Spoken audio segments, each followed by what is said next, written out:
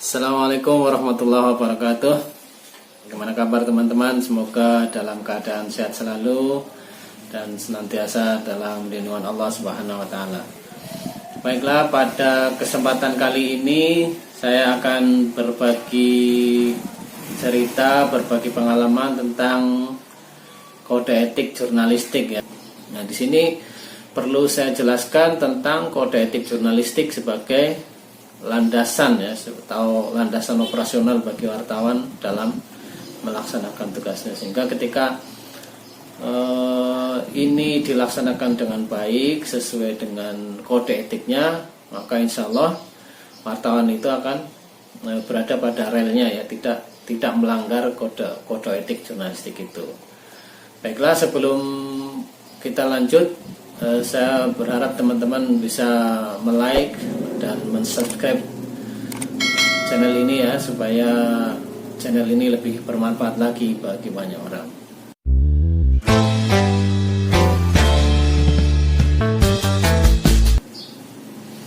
Oke, kita lanjut tentang kode etik jurnalistik.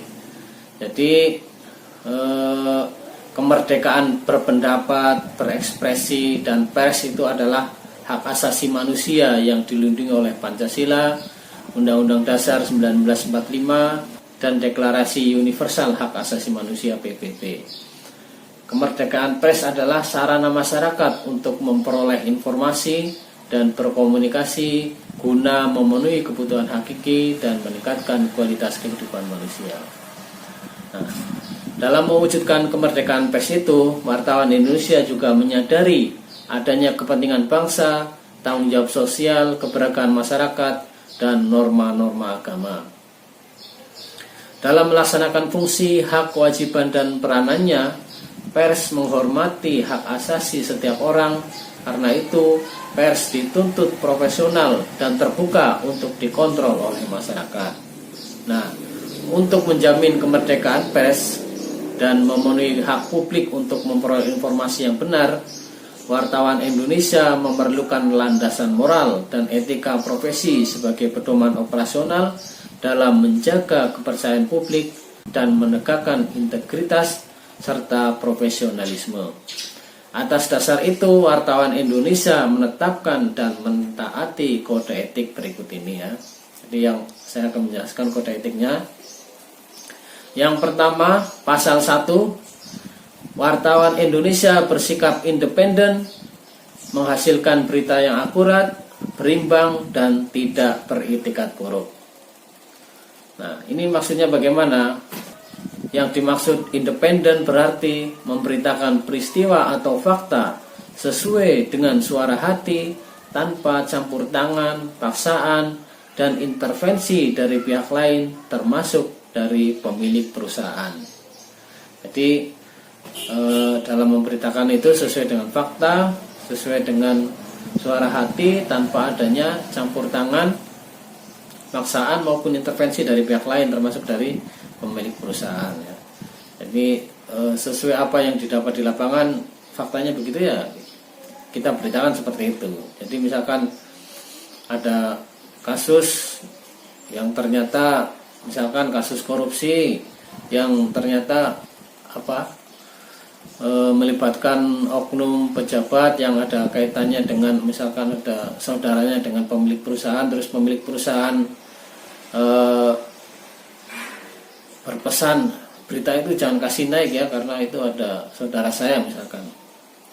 Nah, itu si wartawan tetap memberitakan sesuai dengan suara hati, sesuai dengan fakta yang ada di lapangan, meskipun ada pesan dari pemilik perusahaan agar berita itu tidak dimuat atau ditayangkan, tapi ya itu yang namanya wartawan harus independen. Jadi memberitakan sesuai fakta yang ada di lapangan, sesuai dengan suara hati, tanpa ada campur tangan, paksaan, dan intervensi dari pihak lain, termasuk dari perusahaan pers. Jadi intervensi dari pemerintah juga, intervensi dari pejabat, itu tidak ada istilah intervensi. Jadi semua murni apa yang ada di lapangan kita beritakan dan sesuai dengan suara hati. Kemudian harus menghasilkan berita yang akurat. Akurat apa itu artinya? dalam penafsirannya yang dimaksud akurat berarti dipercaya benar sesuai dengan oka dan objektif ketika peristiwa itu terjadi. Jadi tidak mengada-ngada gitu. Kemudian yang dimaksud berimbang, nah itu kan tadi harus menghasilkan berita yang akurat, berimbang, dan tidak beretikat buruk. Jadi yang dimaksud berimbang berarti semua pihak mendapat kesempatan setara. Artinya pihak yang merasa dirugikan atau pihak yang dituding juga berhak mendapatkan kesempatan yang setara untuk mengklarifikasi atau memberikan keterangan tentang apa yang dituding atau apa yang dituduhkan. Jadi misalkan ada penggusuran rumah ya gitu oleh aparat Satpol PP misalkan gitu ya. Jadi di samping beritanya bersumber dari pihak pemerintah atau Satpol PP yang akan menggusur rumah itu, juga perlu ada pernyataan dari warga yang rumahnya digusur gitu. Seperti apa pembelaan dari warga itu? Seperti apa komentar dari warga? Karena jangan sampai misalkan pemerintah sudah mengaku memberikan surat pemberitahuan tapi ternyata warga tidak menerima surat itu, misalkan seperti itu. Jadi harus memberikan kesempatan yang setara kepada pihak yang misalkan merasa dirugikan gitu. Kemudian tidak beritikat buruk, ini maksudnya apa? Tidak beritikat buruk itu berarti tidak ada niat secara sengaja dan semata-mata untuk menimbulkan kerugian pihak lain. Jadi membuat berita itu bukan sengaja untuk menghancurkan orang, untuk merugikan orang lain ya. Misalkan ini ada dugaan korupsi pejabat ini ya, kita beritakan saja biar dia diganti, dilengser. Jadi tidak ada niat seperti itu ya. Memang kalau faktanya korupsi ya harus diberitakan korupsi, bukan karena ada niat misalkan untuk melengsarkan pejabat itu dan sebagainya. Jadi bukan untuk menciptakan opini negatif gitu ya. Jadi misalkan ada persaingan calon bupati yang satu dengan calon bupati yang lain, lagi musim kampanye, kemudian ada black campaign atau kampanye hitam, yang satu memojokkan calon yang satunya. Lah ini misalkan si wartawan hanya memuat berita yang dari calon bupati yang memojokkan calon lainnya. Nah ini kan berarti ada niat buruk untuk menjatuhkan calon lain. Nah ini tidak boleh seperti itu. Jadi pasal 1 tadi sudah jelas ya, bahwa wartawan Indonesia bersikap independen, menghasilkan berita yang akurat, berimbang, dan tidak beritikat buruk. Kemudian pasal yang kedua, wartawan Indonesia menempuh cara-cara profesional dalam melaksanakan tugas jurnalistik. Jadi dalam penafsirannya itu yang dimaksud dengan cara-cara profesional adalah yang pertama dengan menunjukkan identitas kepada narasumber. Nah ini kalau belum kenal ya, memang seharusnya sebagai wartawan yang profesional harus ada etikatnya, menunjukkan etikat kepada narasumber supaya ini menjadi sebuah kepercayaan gitu ya bagi narasumber itu, bahwa itu memang wartawan yang betulan, bukan wartawan abal-abal. Kecuali kalau memang sudah sangat kenal dengan narasumber itu, tanpa menunjukkan identitas diri sudah tidak masalah, karena sudah sangat kenal, sudah kenal baik gitu ya. Selanjutnya harus, yang dimaksud dengan cara-cara profesional yang selanjutnya adalah menghormati hak privasi. Jadi kita harus menghormati hak privasi narasumber. Misalkan narasumber punya anak berapa, punya istri berapa, misalkan dia pokoknya yang terkait pribadi, hobi-hobi pribadi yang dia tidak mau dimuat dalam pemberitaan itu, ya kita harus menghormatinya gitu ya.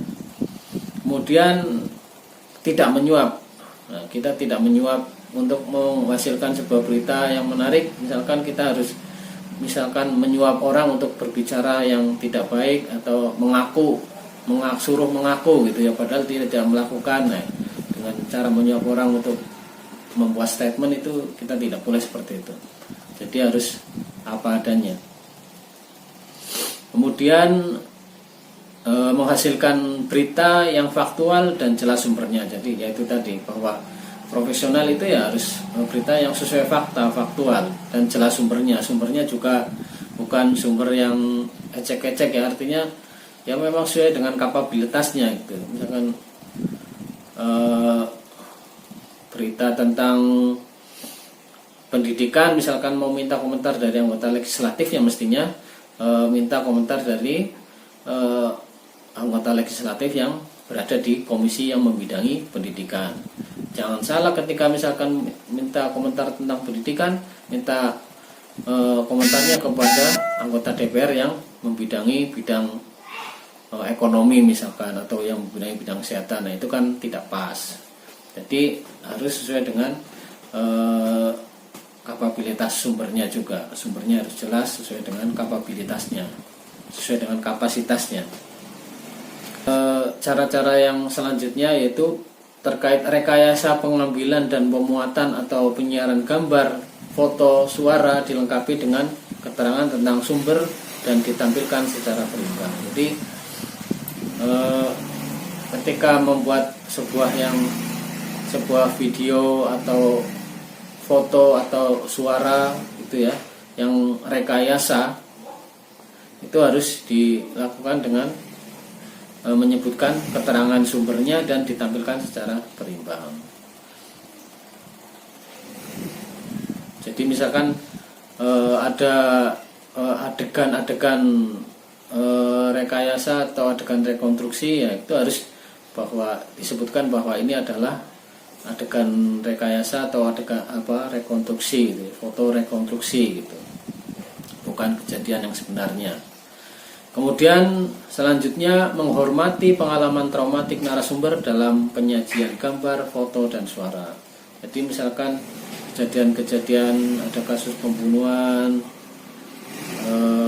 kasus kecelakaan gitu ya, yang ada korbannya gitu ya, kita harus menghormati pengalaman traumatik narasumber. Seandainya dia ya artinya kita tidak menyiarkan, memberitakan atau menyajikan gambar atau foto yang ketika orang itu melihat foto itu bisa trauma gitu. Artinya kita berusaha menghindari hal-hal seperti itu.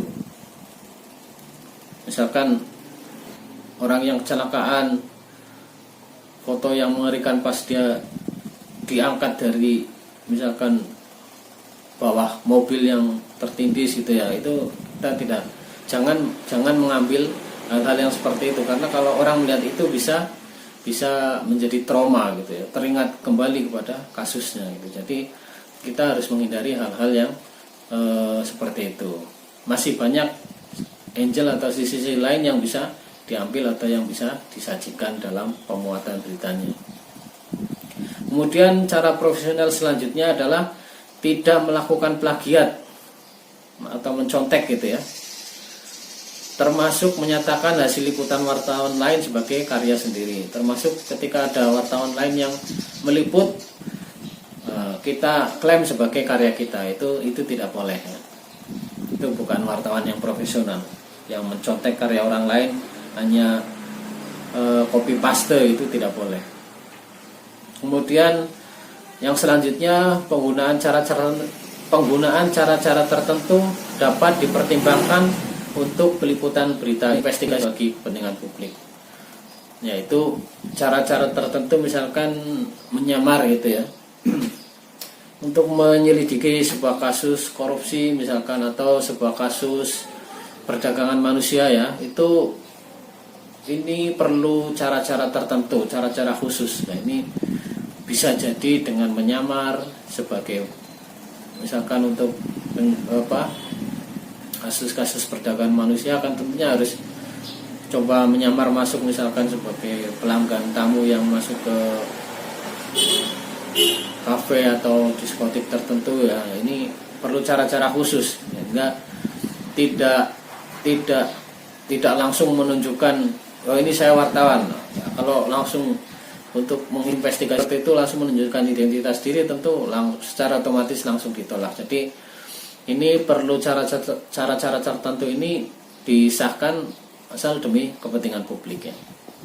Kemudian pasal ketiga kode etik jurnalistik, yang pasal ketiga, wartawan Indonesia selalu menguji informasi, memberitakan secara berimbang, tidak mencampur fakta dan opini yang menghakimi, serta menerapkan asas praduga tak bersalah.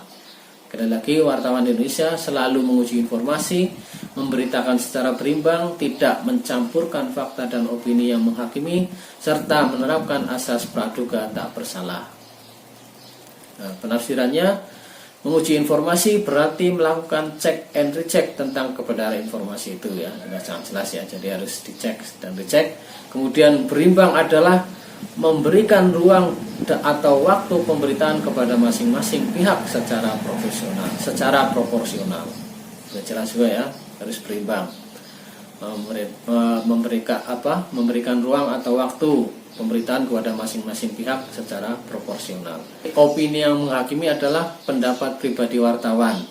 Hal ini berbeda dengan opini interpretatif atau yaitu pendapat yang berupa interpretasi wartawan atas fakta.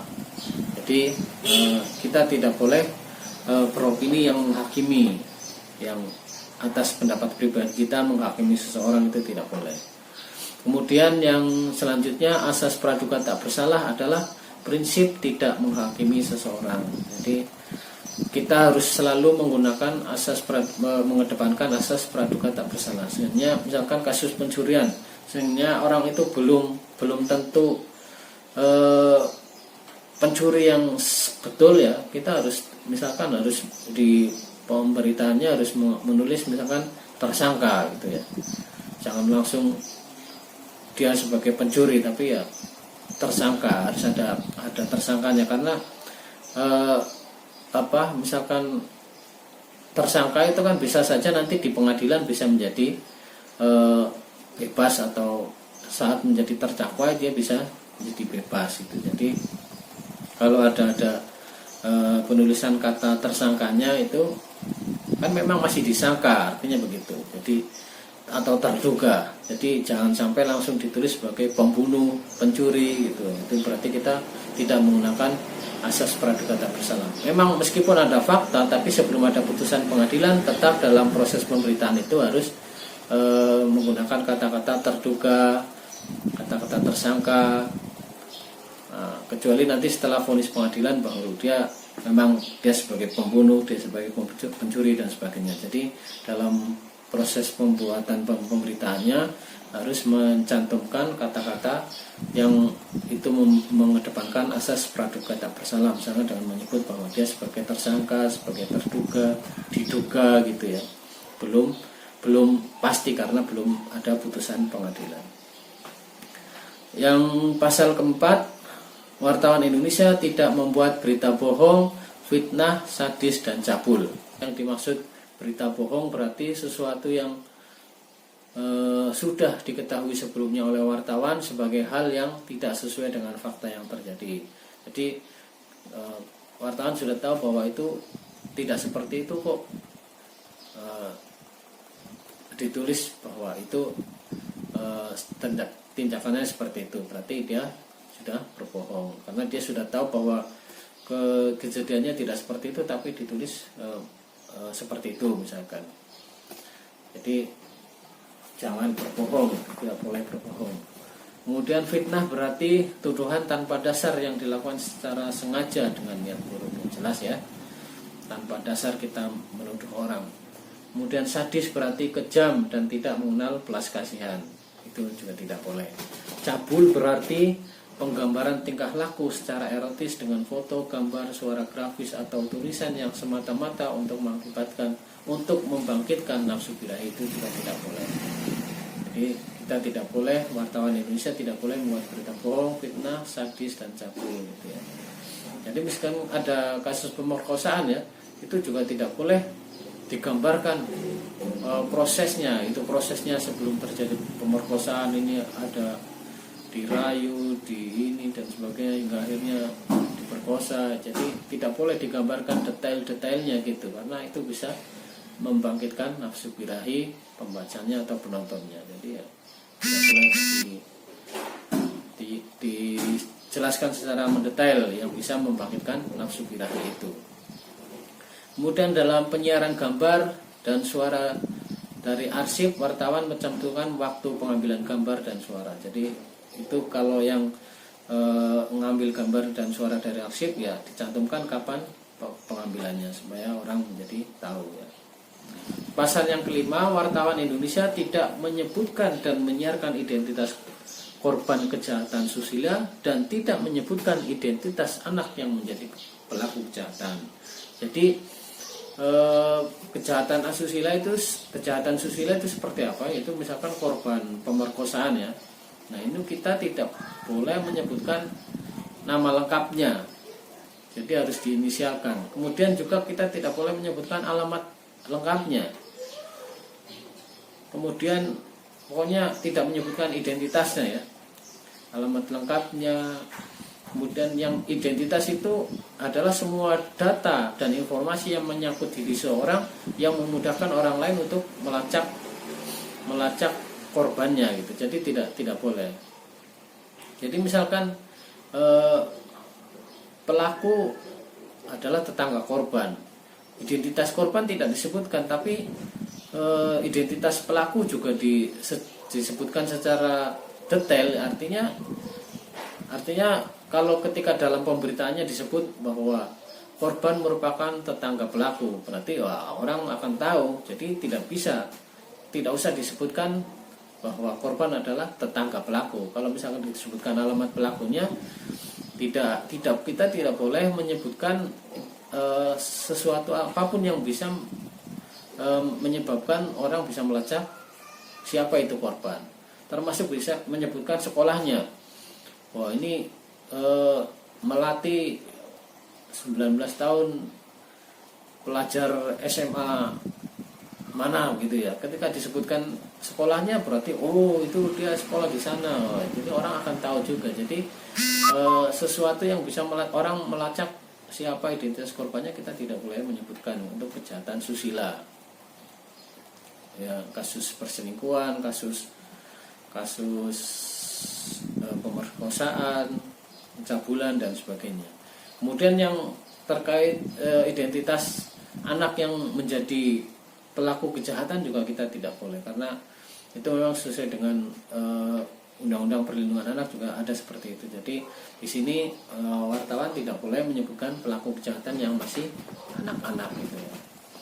Yang dimaksud anak ini adalah seorang yang berusia kurang dari 16 tahun atau belum menikah. Jadi kalau sudah di atas 16 tahun dan sudah menikah, meskipun dia usianya 14 tahun tapi sudah menikah, berarti dia bukan lagi anak-anak. Jadi ketika ada pelaku kejahatan yang masih anak-anak, kita tidak boleh menyebutkan identitasnya secara jelas yang mengarah ke identitas anak itu.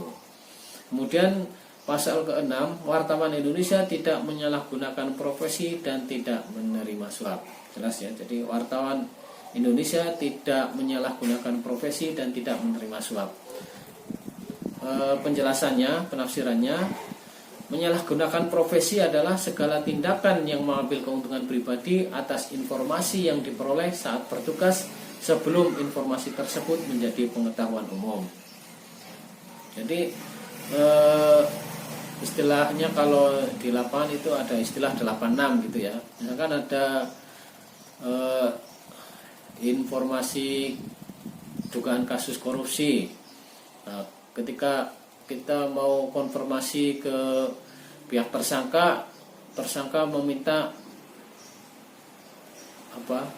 beritanya dipending saja, tidak usah diberitakan. Padahal ini kan sudah menjadi tersangka. Nah, ini maksudnya konfirmasi ke tersangka itu supaya ada pernyataan yang berimbang. Jadi jangan sampai kita merugikan tersangka juga. Artinya siapa tahu ada pembelaan diri dari tersangka bahwa kasusnya seperti ini dan sebagainya. Jadi ketika misalkan kita sudah menerima data yang pas untuk diberitakan, tapi ternyata ada pesan dari tersangka, beritanya tidak usah dimuat, nanti saya kasih ini, saya kasih itu gitu ya.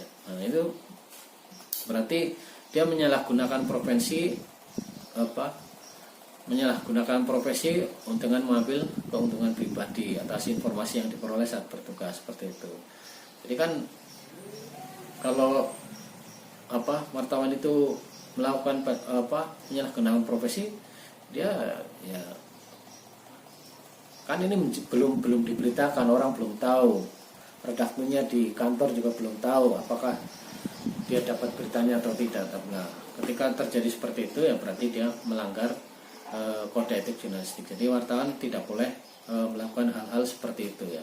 Jadi ketika berusaha konfirmasi terkait kasus yang korupsi, kasus-kasus besar ya, itu ketika dia tidak mau dikonfirmasi, tidak mau memberikan keterangan, ya sudah, kita sebagai melakukan check and recheck, berita harus cover both side, harus harus menyajikan dua sisi yang berimbang. Nah, itu kewajiban kita sebagai wartawan kan seperti itu. Ketika ada tersangka yang tidak mau komentar, ya sudah, kita tulis ketika tersangka dikonfirmasi tentang kasus ini dia tidak mau berkomentar. Seperti itu, harus ditulis seperti itu sebagai bukti bahwa kita sudah melakukan check and recheck, harus supaya melakukan upaya yang berimbang. Nah, ketika ada bergaining bahwa jangan dimuat, nanti saya kasih ini, saya kasih itulah. Ketika seperti itu, maka dan wartawan mau agar beritanya tidak dimuat, maka ya itu berarti pelanggaran kode etik, gitu ya, menyalahgunakan profesi. Suap adalah segala pemberian dalam bentuk uang, benda atau fasilitas dari pihak lain yang mempengaruhi independensi. Jadi tadi ya, ketika ada diberi uang atau diberi benda atau fasilitas dari pihak lain dalam bentuk apapun yang kemudian mempengaruhi independensi, mempengaruhi netralitas kita dalam membuat berita, maka itu adalah sebuah pelanggaran kode etik, suap gitu ya. Jadi wartawan Indonesia tidak menyalahgunakan profesi dan tidak menerima suap.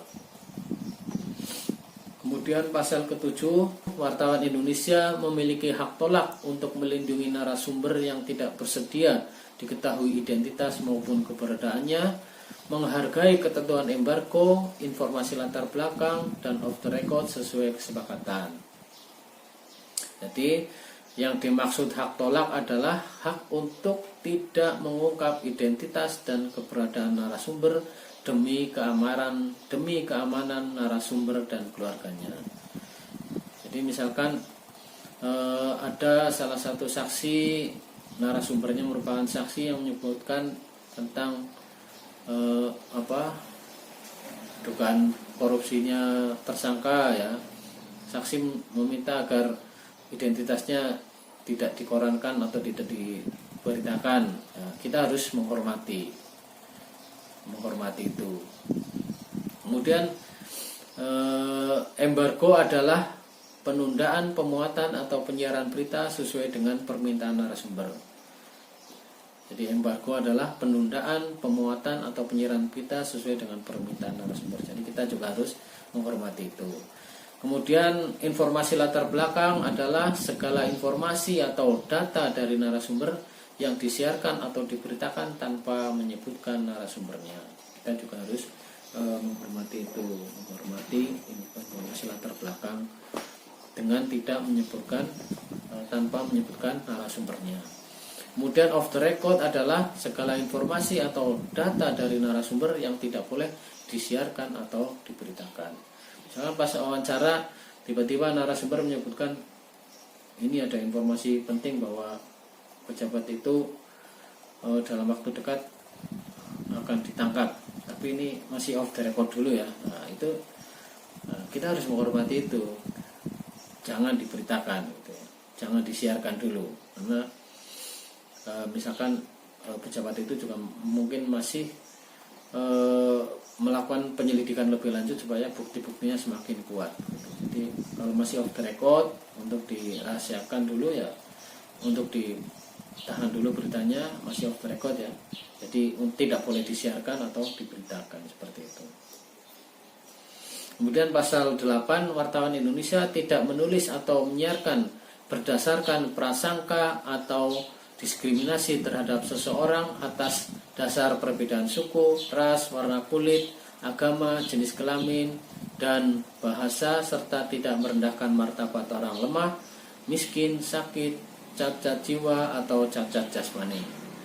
Jadi wartawan Indonesia tidak boleh menulis atau menyiarkan berdasarkan prasangka atau diskriminasi terhadap seseorang atas dasar perbedaan suku, ras, warna kulit, agama, jenis kelamin, dan bahasa, serta tidak merendahkan martabat orang lemah, miskin, sakit, cacat jiwa, atau cacat jasmani. Jadi yang dimaksud prasangka adalah anggapan yang kurang baik mengenai sesuatu sebelum mengetahui secara jelas.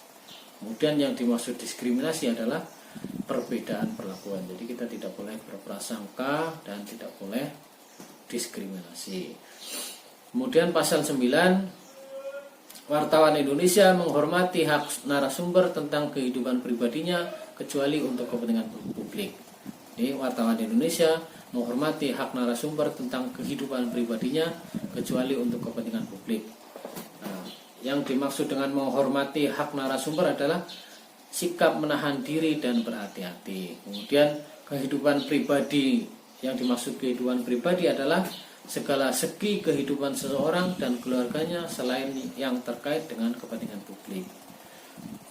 Jadi itu ya, kita harus menghormati kehidupan, menghormati hak narasumber tentang kehidupan pribadinya dan tentang kehidupan pribadinya ya. Jadi kecuali yang untuk kepentingan publik.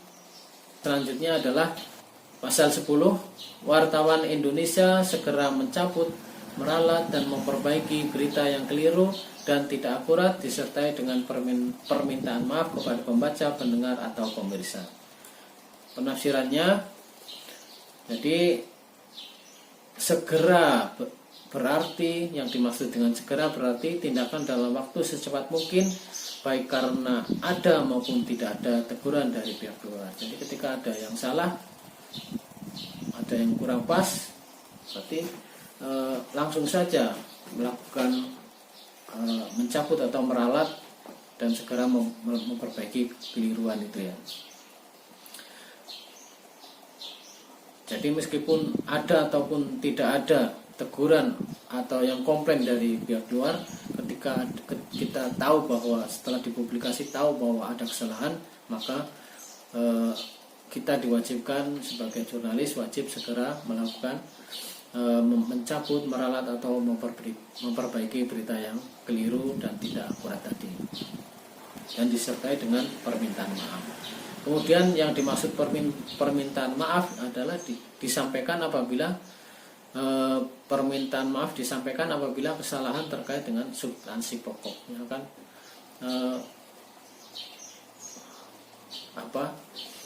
narasumbernya salah sebut, berarti ya ini penting sekali ya, karena misalkan yang pelakunya misalkan kepala dinas ini, tapi yang disebut kepala dinas itu misalkan. Nah, ini beda sekali, ini substansi yang sangat pokok sekali, ini bisa mencemarkan orang, makanya harus langsung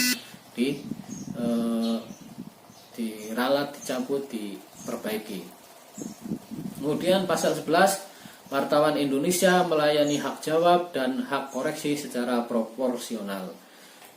Penafsirannya atau penjelasannya bahwa yang dimaksud dengan hak jawab adalah hak seseorang atau sekelompok orang untuk memberikan tanggapan atau sanggahan terhadap pemberitaan berupa fakta yang merugikan nama baiknya. Jadi ketika ada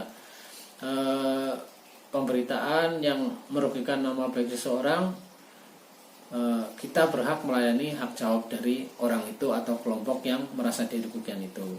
Barangkali pas penyajian beritanya mungkin konfirmasinya kurang lengkap atau apa, kemudian pihak yang merasa dirugikan itu mau memberikan klarifikasi atau memberikan hak jawabnya, ya kita wajib melayaninya. Kemudian yang dimaksud hak koreksi adalah hak setiap orang untuk membetulkan kekeliruan informasi yang diberitakan oleh pers, baik tentang dirinya maupun tentang orang lain. Jadi misalkan di dalam pemberitaan itu wartawan menulis pejabat ini jabatannya sebagai ini, ternyata pejabatnya itu belum baca kalau ternyata jabatannya salah atau gelarnya salah. Ternyata ada orang lain yang mengetahui bahwa, atau ada pembaca yang sudah tahu bahwa oh, orang ini bukan pejabat itu, tapi pejabat yang ini yang benar. Nah, itu ketika ada seperti itu, jurnalis atau pers juga wajib melaksanakan hak koreksi gitu. Kemudian proporsional berarti setara dengan bagian berita yang perlu diperbaiki tadi. Jadi misalkan pokoknya harus proporsional. Misalkan kemarin berita yang salah itu misalkan ada di halaman utama, ya berarti berita koreksinya juga perlu di halaman yang utama supaya orang juga tahu bahwa berita yang kemarin salah gitu. Itu seandainya media cetak. Seandainya media TV atau media online berarti ya harus proporsional, artinya juga waktunya atau durasi waktunya harus berimbang lah, atau setara gitu ya, harus proporsional tadi. Jadi itu ya 11 kode etik jurnalistik. Kemudian bagian akhirnya bahwa penilaian akhir atas pelanggaran kode etik jurnalistik dilakukan oleh Dewan Pers. Kemudian sanksi atas pelanggaran kode etik jurnalistik dilakukan oleh organisasi wartawan dan atau perusahaan pers. Jadi ketika ada pelanggaran kode etik jurnalistik, sanksi itu bisa dilakukan oleh organisasi wartawan seperti PWI, AJI, IJTI dan seterusnya, dan atau oleh perusahaan pers yang bersangkutan. Jadi mana wartawan bekerja di perusahaan itu, maka ketika terjadi pelanggaran, maka perusahaan persnya itu bisa melakukan sanksi kepada wartawan itu, mulai dari sanksi teguran tertulis, teguran lisan, teguran tertulis sampai pemecatan gitu ya, atau ya sampai pemecatan seperti itu. Jadi seperti itu. Ini kode etik jurnalistik ini dibuat di Jakarta Selasa 14 Maret 2006. Demikian ya teman-teman tentang kode etik jurnalistik yang dapat saya jelaskan. Semoga bermanfaat. Dan sekali lagi, apabila teman-teman merasa channel ini bermanfaat, silahkan like, komen, dan subscribe ya, supaya channel ini lebih bermanfaat lagi bagi banyak orang. Demikian dari saya, kurang dan lebihnya mohon maaf. Akhirul kalam, ihdinas siratal mustaqim. Wassalamualaikum warahmatullahi wabarakatuh.